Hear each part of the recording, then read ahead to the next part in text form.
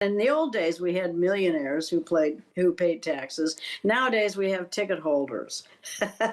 So it would have to be completely rebuilt, and you'd have to figure out a way to carry off the sewage, and you'd have to have a way to bring on the water.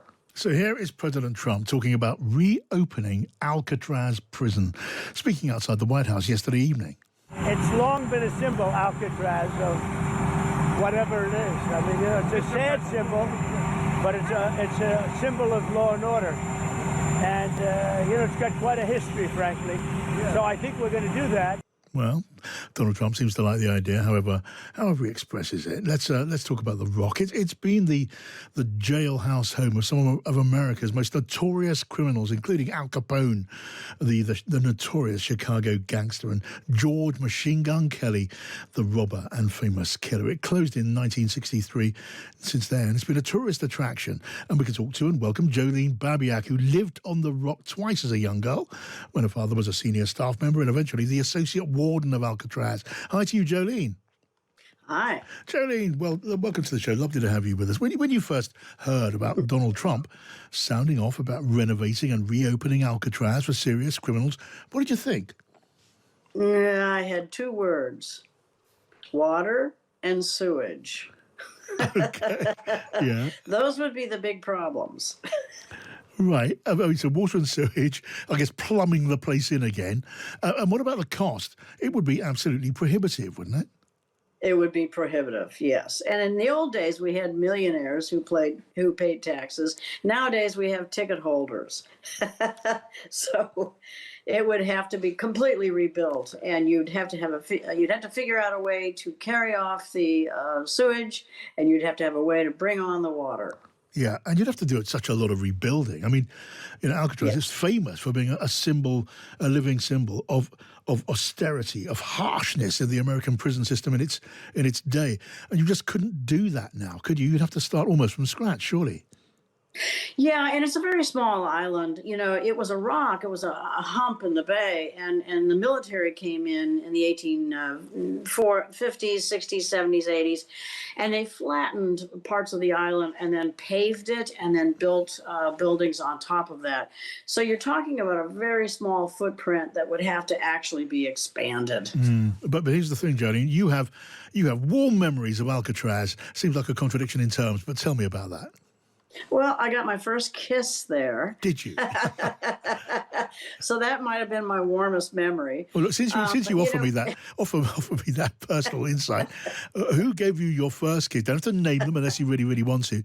I'm presuming we're not talking about anyone who was forced to be on Alcatraz or was working on Alcatraz. Who gave you that memorable kiss? I like to pretend and say that it was Al Capone, but he was dead. So, it was another kid who lived on the island by the name of Paul Rogers. There were 75 kids that lived there, so the adults regularly had events for us, and at one of these events, a teen dance, I got my first kiss. Right. When you think of Alcatraz, you don't think about teen dances, let alone parties. You were having parties in the fog on the pier. There was fancy dress, wasn't there, Jodie? Guards dressed up as dancing girls. Now, there's a thought. Well, that was a notorious skit that went on every year at the Western Party. Guards would dress up and do things for the entertainment of the kids and the wives and everything, and embarrass the kids. But the wives were titillated, Right. But all of the kids. There were women who had ballet classes, and there were square dancing groups, and the teenagers would do skits, and so we entertained ourselves at these various events throughout the year.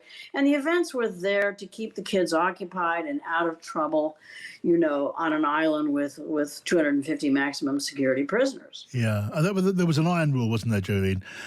It's not hard to understand why, but you never mixed with any of the inmates at all.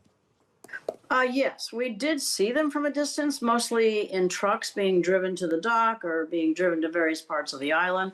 There were a few outside workers, maybe 12, and the rest we almost never saw. Sure, sure. I mean, I think I read about the last prisoner from Alcatraz, the last one out of Alcatraz. He has told of how in Alcatraz, if you're one of the prisoners, you could hear the kids laughing and having fun, and it just made your incarceration that much more painful. It's a kind of a touching thought. Well, yes, but I want to offer a different idea. Do. I know that the prisoners enjoyed seeing the little children running by. I mean, this was a rock concrete island, and they were not doing hard labor, but they were working. And so I think some of them enjoyed seeing the kids. Yes. They would wave at us, and we'd wave back, and that was always sweet. When I was 15 and living there, I didn't look at them long enough to get their attention because that seemed awkward. But as a little kid, I would wave at them. Yeah. I get that. Sweet, up to a point. And for the children on the mainland, you were obviously something of a curiosity, weren't you? I mean, you used to chat to them, or they wanted to chat to you about what on earth it was like. Yeah, absolutely. I think some of them imagine that we ate dinner at a long table with the prisoners on one side and the kids on the other side. It was actually, life there was actually quite regular. We traveled by boat to the city. It was really more exciting to go to San Francisco out to dinner than it was to go to Alcatraz. Right. But I could bring kids over, and they were always thrilled to, and they're still remembering it. They still talk about it. So, Jolene, tell us a bit about your book. What book would you recommend to us, apart from all of them? My favorite is Breaking the Rock, which is about the escape of 1962, which occurred when the same summer I got my first kiss. Right. There you go. So, one of which you remember best. Jolene Babyak, lovely to talk to you. Thanks for joining us, Jolene. Thank you.